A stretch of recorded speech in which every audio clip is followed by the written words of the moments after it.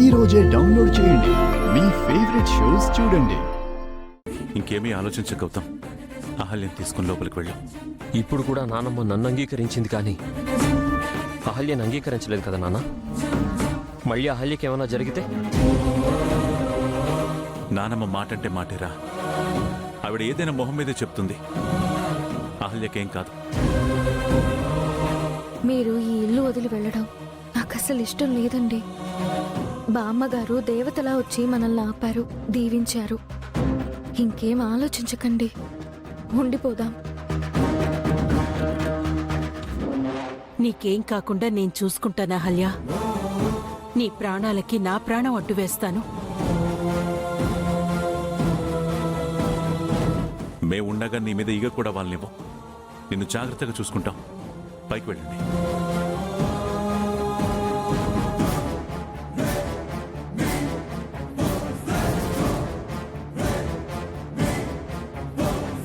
పదండి.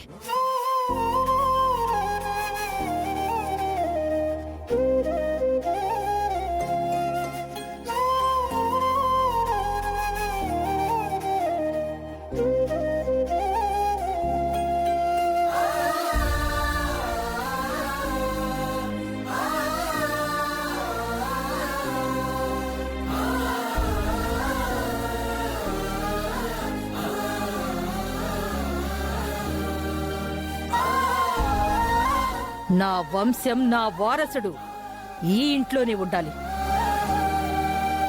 నేనాగమంటుంది, ఉండమంటుంది నిన్ను మాత్రమే కాదురా, నా ముని మనవణ్ణి కూడా. వీడు నా ముని మనవడు, నా వంశ వారసుడు. గౌతమ్ గారు. అహల్య గారు. అయ్యో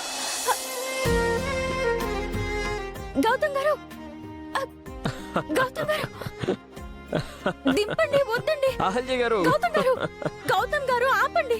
కళ్ళు తిరుగుతున్నాయి. గౌతమ్ గారు, గౌతమ్ గారు ఆపండి, కళ్ళు తిరుగుతున్నాయి. ఐఎమ్ సో సారీ అహల్య గారు. నా ఎగ్జైట్మెంట్లో మీరు అసలు ప్రెగ్నెంట్ అన్న విషయమే మర్చిపోయాను. అయ్యో, మీకేం కాలేదు కదా? Are you okay? మీలో మొదటిసారి ఇంత సంతోషాన్ని చూస్తున్నానండి. నేను ఇంత హ్యాపీగా ఉండడం నాకు ఇదే మొదటిసారండి. ఈ రోజు కోసం నేను ఎన్ని రోజులుగా ఎదురు చూశానో తెలుసా?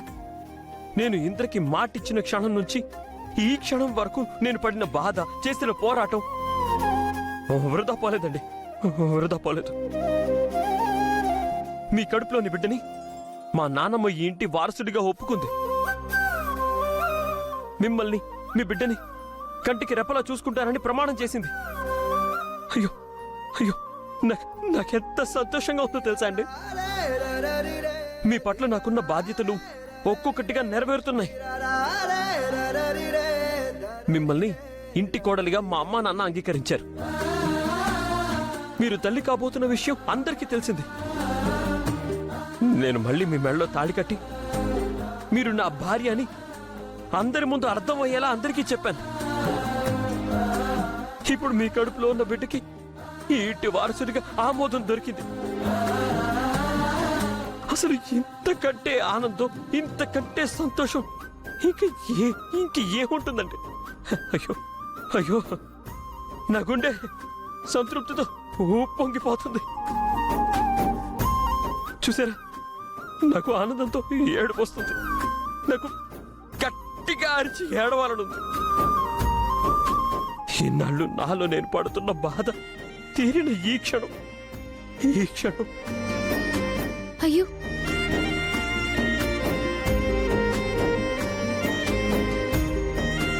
గౌతమ్ గారు,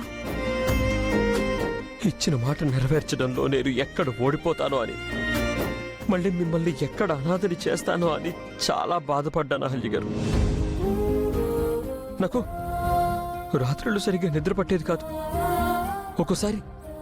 ఒక్కొక్కసారి నేను నిద్రలో ఉలిక్కిపడి లేచి మిమ్మల్ని చూస్తూ ఉండేవాడిని. మిమ్మల్ని ఎలా కాపాడుకోవాలా అని నేను ఆలోచించేవాడిని.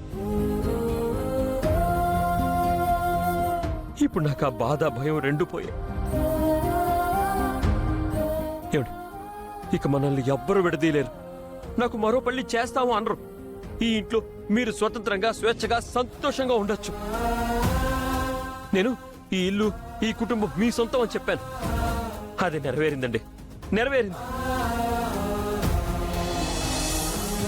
ఇక మీరు నా సొంతం,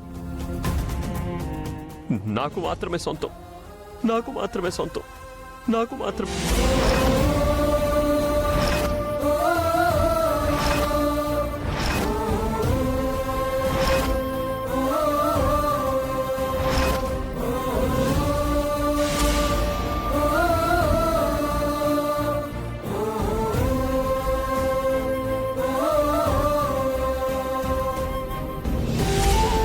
ఉదయం నుంచి మీరు సరిగ్గా తినలేదు. వెళ్ళి భోజనం తీసుకొస్తాను.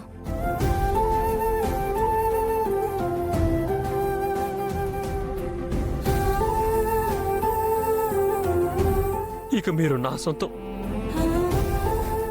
నాకు మాత్రమే సొంతం, నాకు మాత్రమే సొంతం.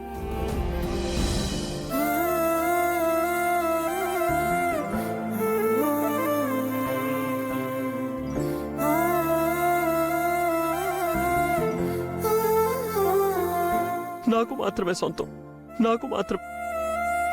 అదేంటి అలా అనేశాను?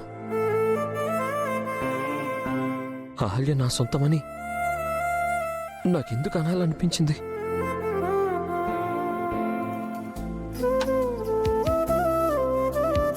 నాన్నమ్మ ఒప్పుకుందన్న ఆనందంతో అలా అనేశానా?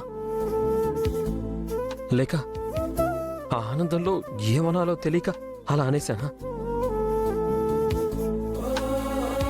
అహల్య గారి మీద నాకున్న బాధ్యతకి మించి నా మనసులో ఇంకేమన్నా ఉందా?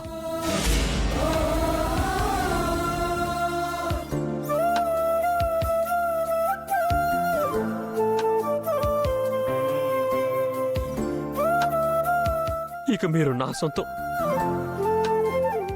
నాకు మాత్రమే సొంతం.